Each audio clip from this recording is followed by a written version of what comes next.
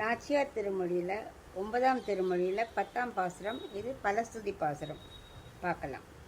சந்தொடு car அகிலும் சுமந்து தடங்கள் பொருது வந்திழியும் சிலம்பாறு உடை மாலிரும் சோலை நின்ற சுந்திரனை சுரும்பார் குழற்கோதை தொகுத்துரைத்த செந்தமிழ் பத்தும் வல்லார் திருமாலடி சேர்வர்களே. இப்போ இதுக்குள்ள அர்த்தம் பார்க்கலாம். அந்த சிலம்பாருக்குது நூபுர கங்கை. அந்த பிரம்மாட்டேருந்து அந்த கங்கை ஜலம் வந்தது இல்லையா, அது இங்கே வரும்போது பேர் நூபுர கங்கைன்னு பேர். அந்த சிலம்பாறு வரும்போது என்னெல்லாம் கொண்டு வருது? சந்தனம், அகரு, அகில் எல்லாம் கொண்டு வருது இல்லையா. அது எல்லாத்தையும் எதுக்காக கொண்டு வருது அப்படின்னாக்க, எப்படி பிறந்தாத்துலேருந்து சீதனமாக கொண்டு வருவா இல்லையா, அது மாதிரி பிரம்மாட்டேருந்து அத்தனையும் இங்கே கொண்டு வராலாம் கங்கை. அது இங்கே சிலம்பாராக ஆறுது.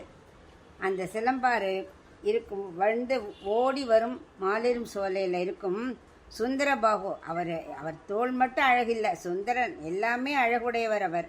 அந்த அழகர் அவரை பற்றி ஆண்டாள் 10 பாசனம் பாடியிருக்கா இல்லையா, அது அத்தனையும் யாரெல்லாம் சொல்கிறாளோ, அது எப்படி கோதை எப்படிப்பட்டவர், நல்ல வண்டு போல குழற்கோதை. அவருடைய கோதையோட குழல் இருக்கே, அது வண்டு மாதிரி வண்டெல்லாம் மொய்க்கிற அளவுக்கு அவ்வளவுக்கு அழகாக இருக்குமா.